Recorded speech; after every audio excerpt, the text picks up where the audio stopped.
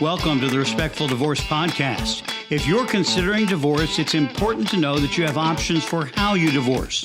On the Respectful Divorce Podcast, we explore those options and provide advice from divorce professionals. On today's edition of the Respectful Divorce Podcast, Camille Milner is talking with Dr. Deborah Gillman, a licensed psychologist and collaborative divorce coach in Pittsburgh, Pennsylvania. She is also the author of a new book that is coming out this summer titled Untangled, 52 Co-Parenting Habits to Build Trust, Reduce Conflict, and Raise Emotionally Secure Kids After Divorce. Today on the Respectful Divorce Podcast, we are welcoming Dr. Deb Gillman to talk about what she does and the upcoming book that is being published that she has authored. So welcome to the podcast, Dr. Deb. Thank you so much. I'm so happy to be here.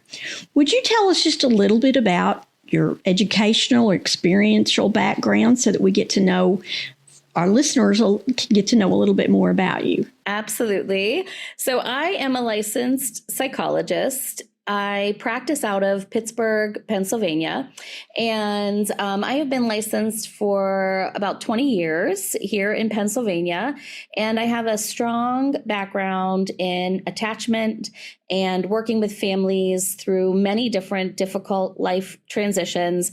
A lot of what I work with over the past probably 15 years, really specializing in families that are in the thick of divorce and dealing with parenting and especially families that are sort of high conflict, high stress situations where they really feel stuck and then the kids feel stuck in the middle. Well, as a 40-year lawyer, I want to commend not only your work, but the upcoming book that you are publishing that we will all be using. I'm ready to put it on my coffee table as soon as it comes out of your publisher. Why this book now? I feel like right now, what I think is important is helping parents learn some habits to build trust, to make small, consistent changes that allow them to just shift how they respond to one another. And I think there's a lot of different advice out there. And what I've put together is all my years in working with families, my psychological background, attachment science, and trauma-informed care to really help families understand what helps kids feel safe, seen, stable after separation.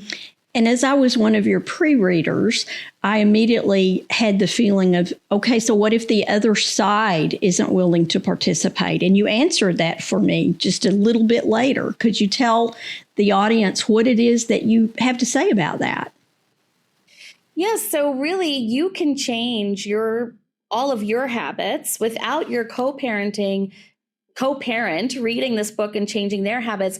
And actually, because the system changes, when you stop responding, when you stop getting involved in the chaos, things actually become more clear because co-parenting doesn't have to be perfect, but one person can change the way the interactions start going. And so you don't both have to read the book. I mean, you don't both have to make the changes. One person can make big changes and big shifts in the relationship. One of the particular gifts I think you give is you have said at the beginning of the book, you can read it front to back, or it's in modules, and it can address a particular point of pain that a client has. Yeah, absolutely. We all don't get stuck in the same places. So my book is structured into 7 chapters, and each chapter reflects a core challenge that separated and divorced parents face. And you can start wherever your current challenge is, and you can reflect on the habits that are in that particular chapter, or you could start from the beginning and read the book in its entirety. And there's a lot of things that just focus on one doable shift at a time. And you said that in the book that there are 52 sections or 52 weeks of practice? That's correct. It's 52 co-parenting habits that allow you to focus on one per week.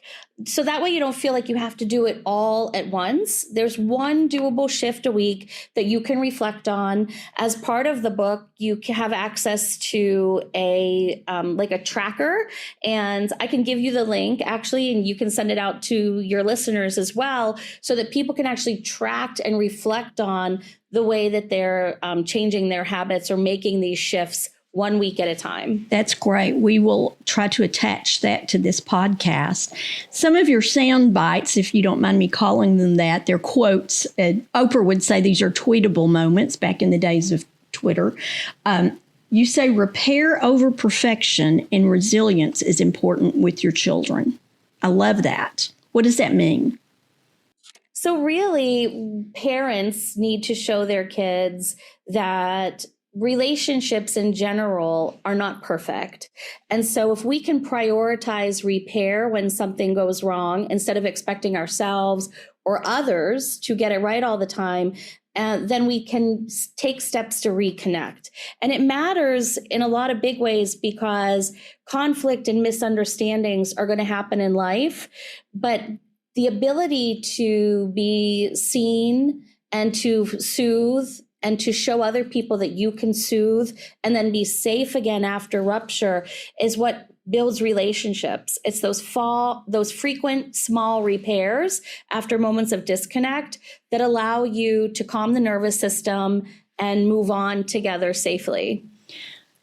So it sounds like if parents are able to do this repair on an ongoing basis, their kids won't grow up and be in a therapist's office talking about the deep-seated trauma that they suffered from, which may sound trite, but that is an ongoing problem that we see with clients.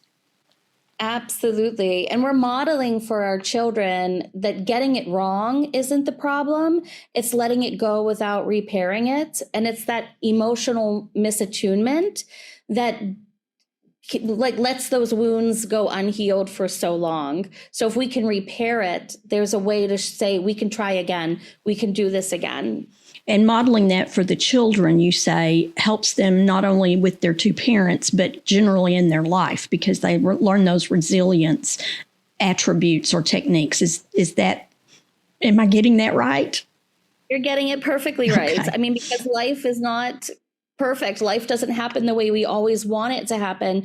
And so it allows kids to actually forgive themselves. It allows parents to forgive themselves. And that starts the process of forgiving each other and allowing people to make mistakes, because we're fallible. And I think I may have already asked you this, but let me ask you again. What is the title of the book? The title of the book is Untangled, and it's 52 co-parenting habits to build trust, reduce conflict, and raise resilient kids after divorce. One of the techniques that you used in your authorship of this book that I really, really appreciate is there are a lot of books out there about co-parenting, and it's from psychologists such as yourself that have opinions after practicing for a number of years. But I really appreciated how with nearly every opinion you explain who was an author or a resource or a source for that opinion, which gives it more grounding than if it were just your opinion yourself. And I really appreciate that. One of the sources that I often give clients is Bill Eddy, and you have referenced him and a number of other folks that we have historically relied on for information such as this. One of the things that you talk about is the Buddha brain. Would you visit with us a little bit about what that is? I think that's great.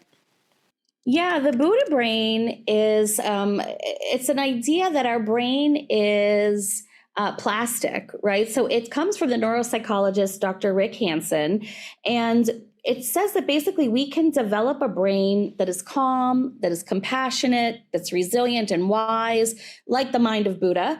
And we have to do those practices every day. We have to really be intentional about it. And I really loved his idea of practicing daily, and which is why I really built my book on these 52 habits, that you practice daily, something that's going to give you emotional balance in hard moments, inner strength to really face stress and conflict, and even responding to yourself with compassion and responding to other people with empathy. And that provides that self-awareness that we need to know. And so the brain actually can rewire itself to make these states of calmness much more accessible. So we're less reactive, we're more regulated, and we can handle the triggers and our co-parenting triggers and just our triggers in our lives a lot more easily. Well, of course, the Bill Eddy Biff book is primarily Brief, Informative, Friendly, and Firm, is primarily about responding by email or text messages. What I really like about yours is it's more real-time conversations in addition to that. So you talk about regulation versus dysregulation and flooding emotions.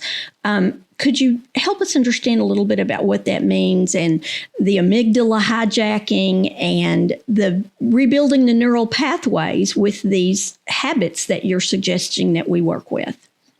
Yeah, absolutely. So our brains are designed to take over when we feel stress or fear or anger. So what often happens is that our emotional brain, our amygdala, will take over and our thinking part of our brain will shut down. So I think it's Daniel Goleman. He really talked about the amygdala hijack, and it's our brain's alarm system that when it senses danger, even if the danger isn't real, it's just perceived, that it activates that fight, flight, freeze response. And we need that to survive. We need that to run from predators. But in modern life and in co-parenting world, that can be triggered by a co-parent's snide remark, a child's meltdown, a critical email or message, or even a legal notice. And so when the amygdala hijacks the brain, our prefrontal cortex, thinking part of our brain, cannot work. So we say things we regret, we shut down, we lash out, we feel overwhelmed and panic, and we lose all of our access to reasoning, empathy, problem solving, and that embroils us into conflict and just reactivity. And when this happens in front of the children, what's the effect it has on the children? Yeah, absolutely. When it happens in front of the children, it can absolutely give them a signal that we're dysregulated and that the children then disconnect from us. They don't know how to respond when a parent feels a little bit out of control or feels like the parent doesn't have control. One of the big things that as parents we have to focus on is regulating ourselves so we can regulate along with our children. That's co-regulation.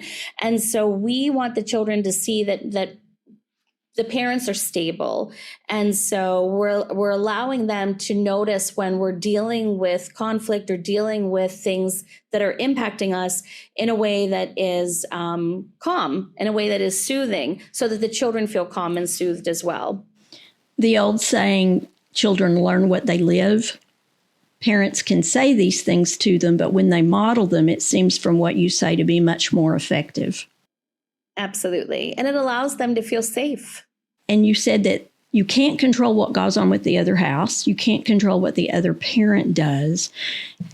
If you've got one side doing this and the other misbehaving in regular dysregulation, what's the importance? I mean, how much of an impact can it have on the kids when one side does it quote unquote right in the techniques that you've suggested? How does that offset what the other parent does? Actually, there's a lot of research coming out that shows if just one parent can be the anchor, that calm, consistent, connected person, it can actually buffer the impact of the other co-parent. So you creating a safe emotional world in your home can be really helpful for the children, and allowing them to live in the reality and not blame. So if one parent is doing something that's upsetting the kids, the other parent being that calm parent to say, I know that felt confusing. I know that wasn't okay. Or, if anything is confusing or upsetting for you, you can always come and talk to me, but you're not throwing the other parent under the bus. You're just giving the kids the reality. And you're allowing your boundaries to be held, and you don't need agreement from that other person.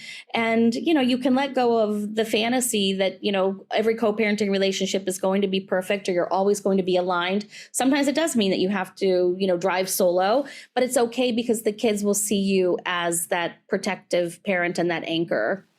And have you seen children on the other side of this and how it calms them, and what is the byproduct or benefit of this that you see? Not just immediate, but long term for the kids. Yeah, I mean, long term, it helps the kids be able to understand their reality and to even accept the other parent where the other parent might be struggling. If one emotionally attuned, consistent parent can foster that secure attachment, even when the other parent is erratic and sometimes even harmful, it is a strong buffer against any negative outcomes, because you don't have high conflict anymore. You might have one parent who is under functioning, or one parent who's not able to, heal the way they need to be a good co-parent or be a protective parent. But it also allows that child to create maybe some boundaries. There's minimal emotional damage on that child because there is that parent who is consistent and emotionally attuned to the child in a really positive way.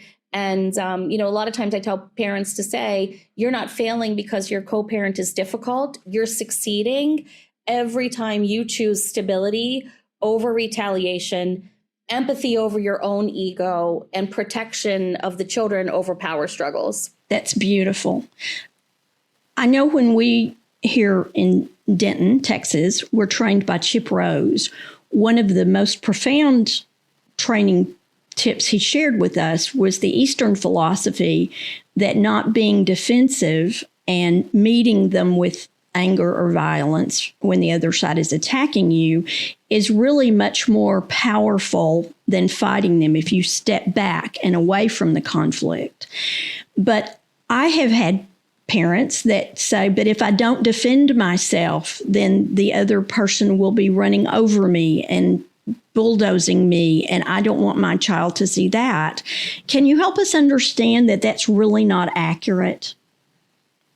Yeah, I'm glad you brought that up, because not being defensive is one of the most powerful and I think difficult co-parenting habits you can build. But being able to receive a message without launching into a counterattack or feeling like you have to justify yourself or even trying to fix that other person's perception is actually huge. So staying grounded and knowing that it's okay to focus back on the kids. It's okay to do the biff responses, because the defensiveness is, again, our amygdala being overactivated. It's our brain in self-protection mode.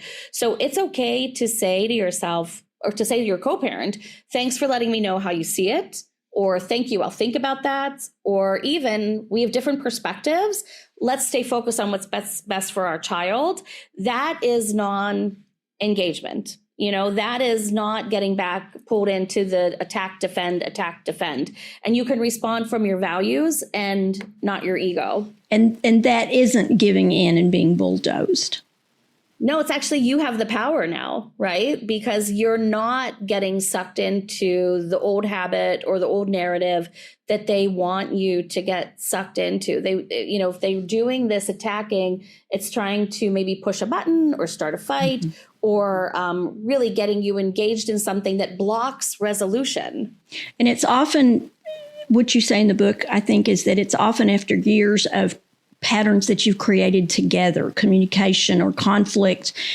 It may be not conflict resolution, but conflict patterns. Is that what we're dealing with? And so we're trying to break out of those?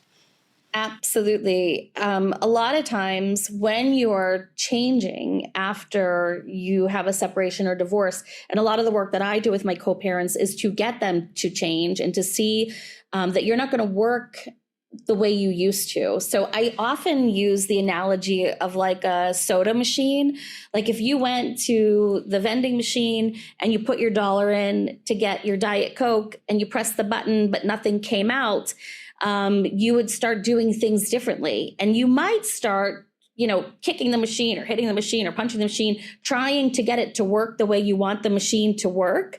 But the machine isn't responding to you in the same way. So then you have to change your pattern. And oftentimes we would walk away, right? If we're not getting our money back and we're not getting our drink, we walk away from the machine. I say that to my co-parents as well. So if they are not pushing your buttons, and they might try to do things, to escalate the situation. They want to get that reaction. They want their Diet Coke out of the machine. If you can change the pattern and not respond to that, suddenly they realize they're not going to get that reaction. My behavior has to change.